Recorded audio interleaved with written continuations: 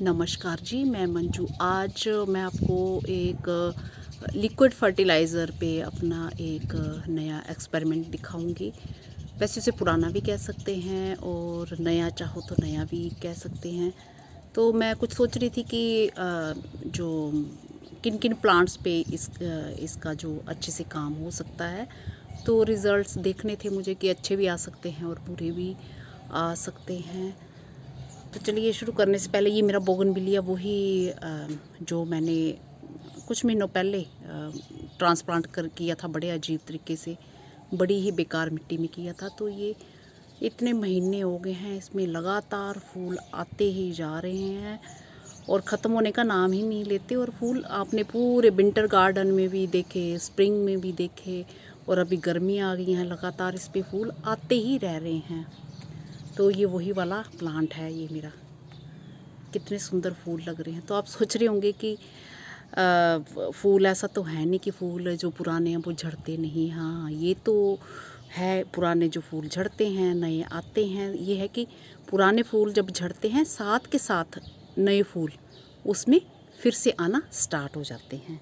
तो जैसे 2-4 दिन का बीच में गैप पड़ता है और छोटे छोटे छोटे साथ के साथ बनते रहते हैं, और इस तरह से ये पूरा फूलों से भरा रह रहा है। तो चलिए बाद में इसके बारे में मैं बात करती हूँ। पहले मैं उस लिक्विड फर्टिलाइज़र के बारे में बताऊँ।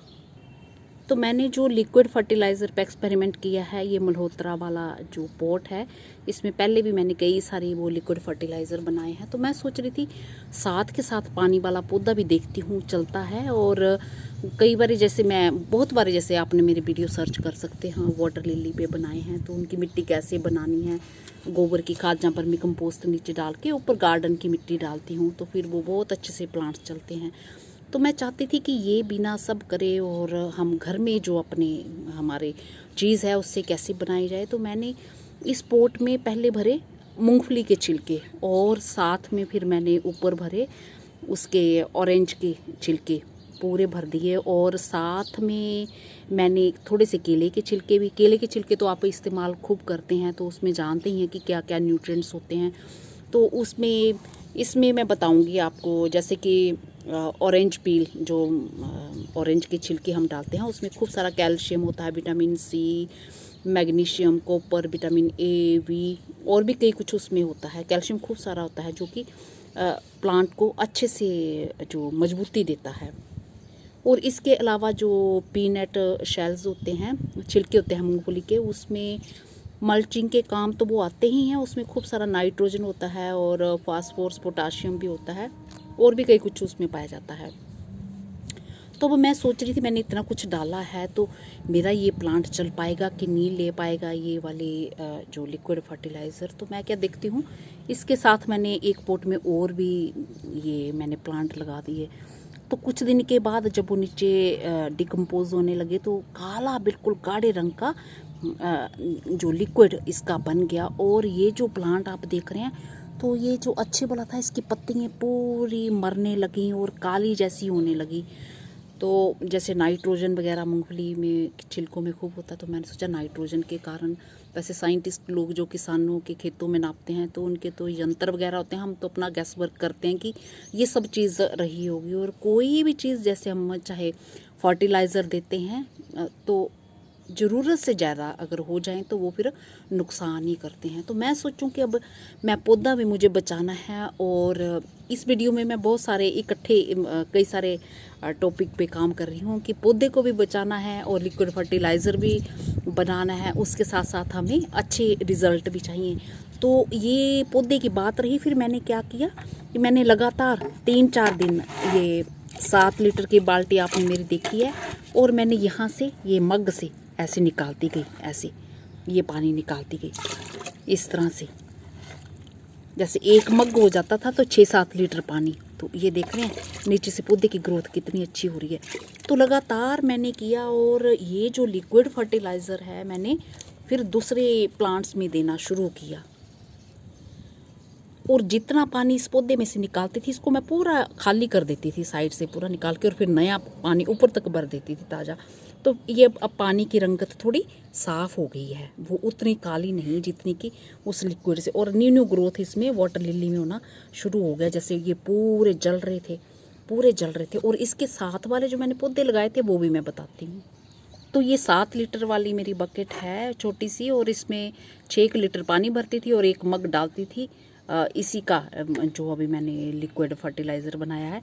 बाकी प्लांट्स में सारे में डाल देती थी, क्योंकि मेरे पास ढेर सारे प्लांट्स हैं तो ये पूरा खाली ही हो जाता था मेरा।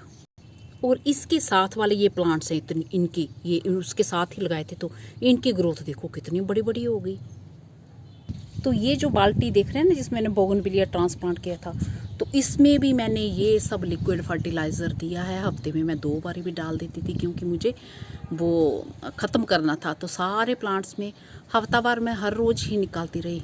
कभी कुछ प्लांट्स में दिया, कभी कुछ प्लांट्स में दिया, और कुछ प्लांट्स में तो हफ्ते में 2 बार भी ही लिक्विड फर्टिलाइज़र दिया। और भी कई पौधों में बड़े कमाल के रिजल्ट्स हैं, वो फिर मैं बाद में दिखाऊंगी, नहीं तो मेरा वीडियो बहुत ही फूलों से भर गए हैं पौधे। तो इस तरह से बना सकते हैं। तो ज़रूरी नहीं कि आपने, जैसे मैंने ये वाटर लिली पे काम किया, जांचा मैंने कि इस तरह से पानी वाले पौधों पे ये काम कर सकता है। हाँ, कटिंग भी मैंने डाली थी कुछ ऊपर, जैसे पौधों की कटिंग काट छाट के ना, वो भी थोड़ी सी मैंने डाली थी, सूखे पौधे जो होते हैं। तो आप अलग से बकेट में ये बना सकते हैं और अपने प्लांट्स में इन्हें ये दे सकते हैं कभी भी। तो जो ऑर्गेनिक गार्डनिंग, वो ये ऑर्गेनिक चीज़ों का ही अपने गार्डन में इस्तेमाल करते हैं, तो वो इस तरह के एक्सपेरिमेंट तो नित नए नए करते ही रहने चाहिए, और करते हैं। कभी रिज़ल्ट्स अच्छे भी आते हैं, कभी बुरे भी आते हैं, और उस बुरे रिज़ल्ट में अच्छे रिज़ल्ट आपको कैसे लाने हैं, तो वो सब ये फिर काम करके ही पता चलता है। तो देखिए, मैंने पौधा भी बचा लिया और उस लिक्विड फर्टिलाइज़र को अपने गार्डन में इस्तेमाल भी कर लिया, और उसके बढ़िया से रिज़ल्ट भी मेरे रहे। अभी भी मैं निकाल रही हूँ, कल रात को भी मैंने उसमें से पानी निकाला, और अब तो अच्छी ग्रोथ होने लगी है प्लांट में।